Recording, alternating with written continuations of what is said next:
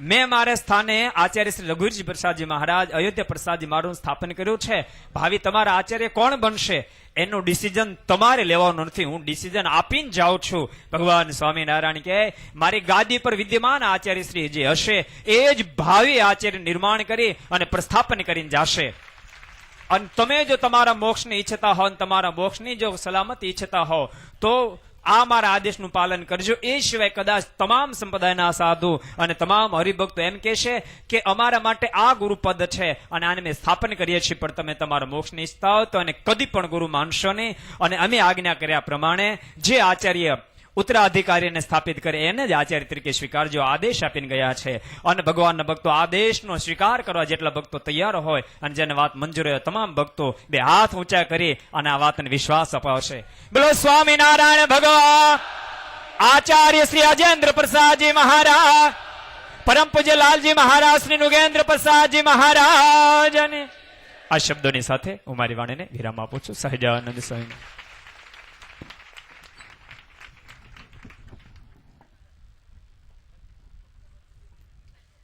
વાલા ભક્તો, આગળના કાર્યક્રમની અંદર રેડક્રોસ અમદાવાદ, આણંદ, નડિયાદ અને અમદાવાદ સિવિલ હોસ્પિટલ દ્વારા આ મહોત્સવની અંદર જે બ્લડ ડોનેશન કેમ્પ એ જે શરૂ થવાનો છે એનું અહીંયા દીપ પ્રાગટ્ય થશે.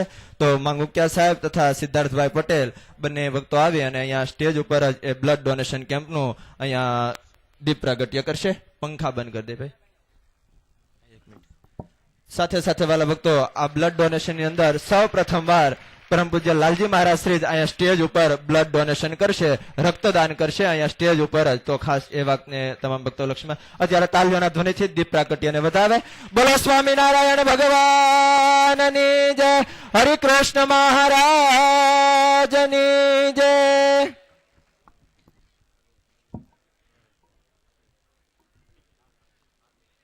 અત્યારે પરમ પૂજ્ય લાલજી મહારાજ શ્રી અહીંયા સ્ટેજ ઉપર જ એક ભગવાન સ્વામિનારાયણની આજ્ઞા પ્રમાણે લોકહિતનું કાર્ય એમાં સૌ પ્રથમ પરમ પૂજ્ય લાલજી મહારાજ દ્વારા અહીંયા રક્તદાન થઈ રહ્યું છે.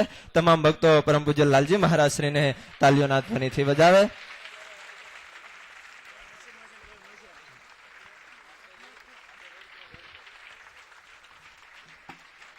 હાલો, આજે સ્વામિનારાયણ સંપ્રદાયના ઇતિહાસની અંદર ભગવાન સ્વામિનારાયણે સમાજ સેવાના જે આપણને આદેશો અને માર્ગો દ્વારા જે કાર્યો દ્વારા આપણને સ્વામિનારાયણ સંપ્રદાયના 200 વર્ષના ઇતિહાસની અંદર જે સમાજ સેવાને લઈને આપણે આગળ વધી રહ્યા છીએ એ સમાજ સેવાના કાર્યોની અંદર આજે આપણને ગુરુ પૂર્ણિમાના પાવન પ્રસંગે આપણા ગુરુ જ સમાજને સેવાના માર્ગે દોરી જવા માટે સ્વયં પૂજ્ય લાલજી મહારાજ રક્તદાન આપીને સ્વામિનારાયણ સંપ્રદાયના હજારો હરિભક્તોને રક્તદાન કરવા માટે નવયુવાનોને જ્યારે પ્રેરી રહ્યા છે ત્યારે આપણા મોટા ભાગ્ય છે કે આજે પૂજ્ય નુગેન્દ્ર પ્રસાદજી મહારાજ જે રક્તદાન કરી રહ્યા છે એમના આપણને દર્શન થઈ રહ્યા છે. અને સ્વામિનારાયણ સંપ્રદાયની અંદર સમાજની અંદર એક સંદેશ જાય કે આવી રીતે રક્તદાન કરીને સમાજની સેવાની અંદર આપણે પણ યોગદાન આપીએ. એના માટે પ્રેરક ઉદાહરણ તરીકે પૂજ્ય લાલજી મહારાજ રક્તદાન કરી રહ્યા છે. પણ મને એક મોટી ઈર્ષા થઈ રહી છે. ભગવાન કરે ને જો આપણે માંદા પડીએ ને ઈ બ્લડ મળી જાય તો આપણે કામ થઈ જાય. માંદા પડવાનું આમાં મંજૂર છે, ગમે એવો ભગવાન રોગ મેકે, પણ આ લોહી ભગવાન સ્વામિનારાયણની પરંપરા, ભગવાન સ્વામિનારાયણના વંશજ, જે ભગવાન સ્વામિનારાયણની નસોમાં લોહી હતું, જે એમના શરીરમાં લોહી વહેતું હતું, એ પરંપરાના નવમાં નુગેન્દ્ર પ્રસાદજી મહારાજનું લોહી પૂજ્ય અજેન્દ્ર પ્રસાદજી મહારાજે તો 148 વાર રક્તદાન આપેલું છે. અને નુગેન્દ્ર પ્રસાદજી મહારાજ આ સંપ્રદાય અને સમાજની અંદર આજે લોહી તો આપી રહ્યા છે, પણ એનું લોહી પીનારાય ઘણા છે. લાલજી મહારાજનું લોહી મીઠું તો ખરું જ, પણ ફરીથી એ વાત ઉપર આવીશ કે એ દર્દી એટલો ભાગ્યશાળી હશે કે જેને નુગેન્દ્ર પ્રસાદજી મહારાજનું બ્લડ એના શરીરની અંદર કોઈ રોગના માધ્યમથી, કોઈ દર્દના માધ્યમથી જે જળશે એ જીવ મહાપવિત્ર બની જશે, એ અક્ષરધામનો અધિકારી બની જશે. હું આ લોહી 20 દિવસ રિઝર્વ રાખીશ, તમારે જોતું હોય મને કહેજો.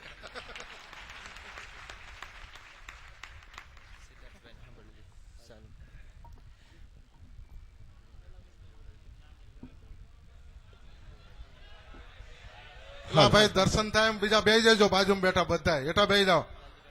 પત્રકારોને વિનંતી, પ્લીઝ આજુબાજુમાં બેઠા એ સિદ્ધાર્થભાઈ સિવાયના પાછળ સ્વયંસેવકો ભાઈ બેસી જાય બધા. વિડીયોગ્રાફી વાળા પ્લીઝ નીચે બેસી જાઓ પછી હો.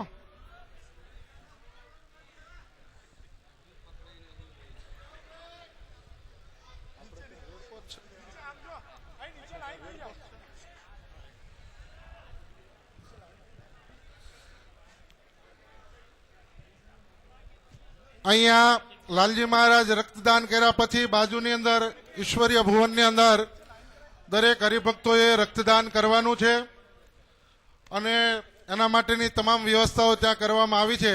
અહીંયાથી સભા પૂર્ણ થયા પછી દરેક નવયુવાન મિત્રોને દરેકે જેમને રક્તદાન કરવું છે એમને અહીંયાથી વિનંતીને અપીલ કરવામાં આવે છે કે સભા પત્યા પછી અહીંયાથી ઈશ્વરીય ભુવનની અંદર દરેક પ્રકારે વ્યવસ્થા કરવામાં આવી છે.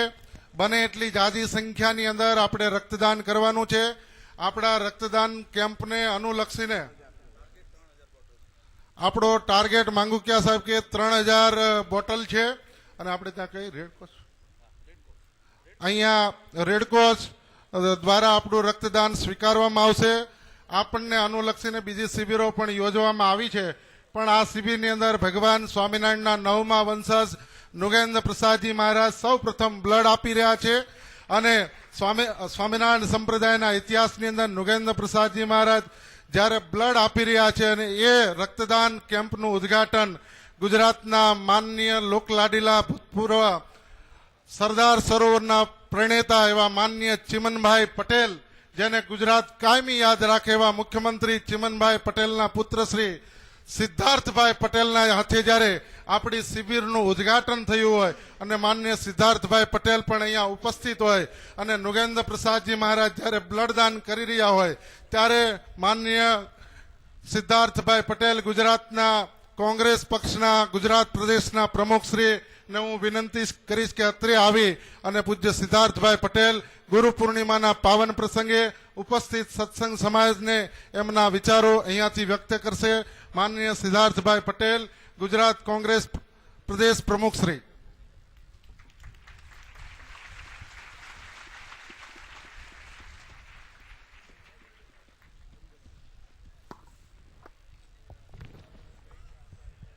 परम पूज्य परम आदरणीय सम्माननीय लालजी महाराज जी, परम पूज्य नाना लालजी महाराज श्री, पूज्य SP स्वामी जी, पूज्य कोट